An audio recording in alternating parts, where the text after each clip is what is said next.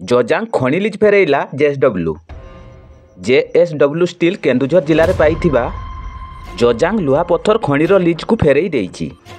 ଅର୍ଥନୈତିକ ଦୃଷ୍ଟିରୁ ପରିଚାଳନାରେ ଲାଭଦାୟକ ହେବ ନାହିଁ ବୋଲି ବିଚାର କରି କମ୍ପାନୀ ଏହି ଖଣି ଲିଜ୍କୁ ଫେରସ୍ତ କରିଥିବା ଜଣାପଡ଼ିଛି। 2020 ମସିହା ନିଲାମରେ କମ୍ପାନୀ ଜଜାଙ୍ଗ ଲୌହ ଖଣି ସମେତ ରାଜ୍ୟର 4ଟି ଲୁହାପଥର ଖଣିକୁ ନିଲାମରେ ପାଇଥିଲା। କମ୍ପାନୀର ଅନ୍ୟ 3ଟି ଖଣି ହେଉଛି ନୂଆଗାଁ, ଗଣୁଆ ଓ ନାରାୟଣପୋଷି ଲୌହ ଖଣି।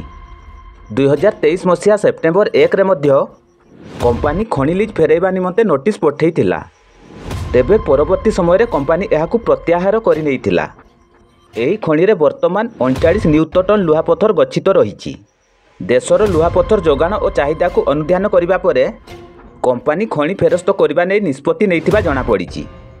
ଏହି ଖଣିର ନିଲାମ ବେଳେ Jindal steel and power limited, Rungta ଓ ସିରାଜୁଦ୍ଦିନ ପରି କମ୍ପାନୀକୁ ପଛରେ ପକାଇ ଜେଏସଡବ୍ଲ୍ୟୁ ଖଣି ଲିଜ୍ ହାସଲ କରିଥିଲା। ସର୍ବାଧିକ 110% ପ୍ରିମିୟମ୍ ଦେଇ କମ୍ପାନୀ ଏହି ଖଣି ହାସଲ କରିଥିଲା।